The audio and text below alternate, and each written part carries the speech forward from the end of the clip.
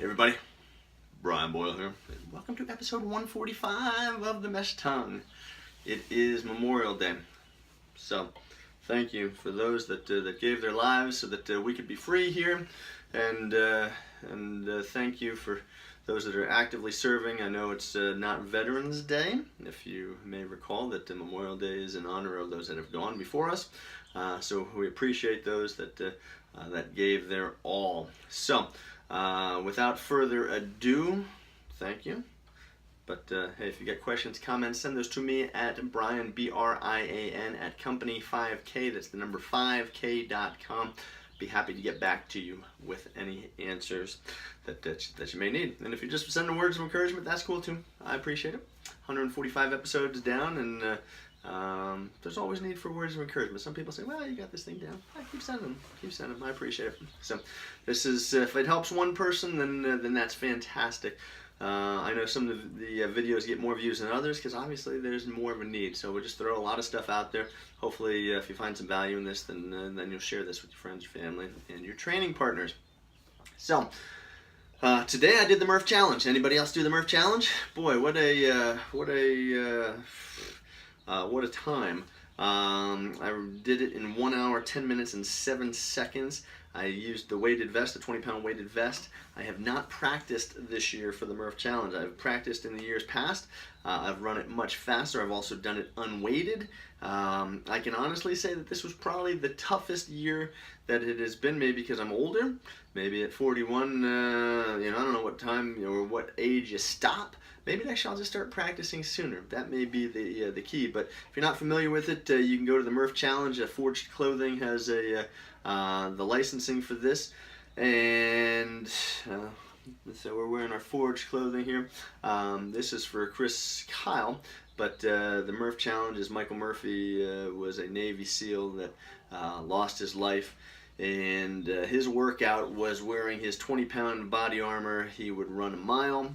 You do 100 pull-ups, 200 push-ups, and then 300 squats, and then you finish with running a mile, all while wearing 20-pound weighted body armor or vest. And I'll tell you what, I am feeling it today. So crazy.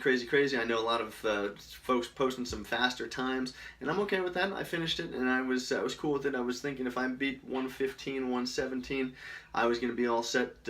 I was pushing for 110 mark, but as I was sucking wind, it just didn't happen. So 7 seconds, 110, 7 seconds, but oh well, it is what it is. So if you completed the Murph challenge, let me know, and if not, maybe next year. It's a fantastic thing. Even if you're doing it unweighted with just body weight, it's a fantastic workout.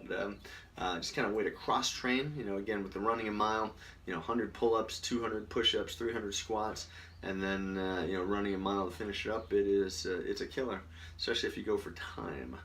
I think I saw some dudes doing it like 30 minutes today. Like couldn't find if they were weighted or unweighted. But brother, if you did it in 30 minutes with a weighted vest, you are an absolute machine. Absolute machine. Today I want to talk about Sever's disease, or apophysitis of the Calcaneus. So this is more for our younger folks, but parents, you may have some athletes, some runners that are out there running, and they will develop this heel pain. It could be one-sided, it could be both-sided. It's generally going to be right at the heel, and if you squeeze the back of the heel, it's going to be really painful. And the reason why is because it's at the growth plate.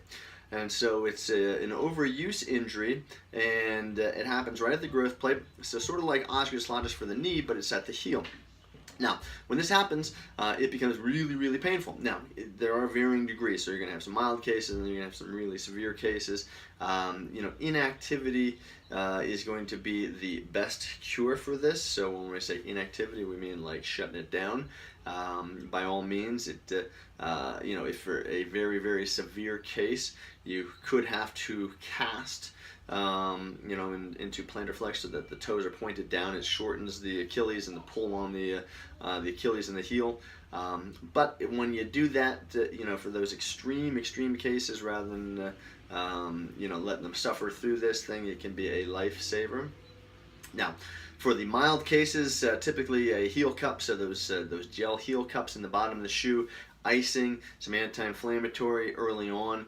If you notice this early on, so runners, especially if you've got young runners in middle school, junior high level, and they're developing heel pain, I would start to think Sever's disease or the apophysitis, especially if they just started within the first 6 weeks of them running.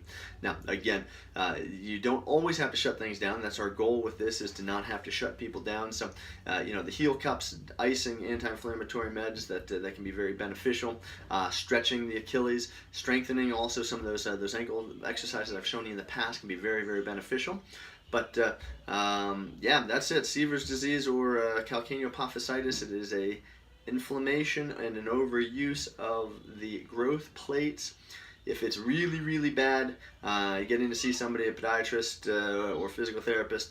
They can get this diagnosed. Sometimes an X-ray is necessary just to rule out other things. But if you catch this thing early on and you don't let it get too bad, you're gonna be much better off versus somebody that comes in 6 weeks, 8 weeks later after it develops. So that's episode 145, the mesh tongue. Check out runpainless.com. Brian Boyle here. Hey, don't go hurting yourself to come back. We'll see you again tomorrow.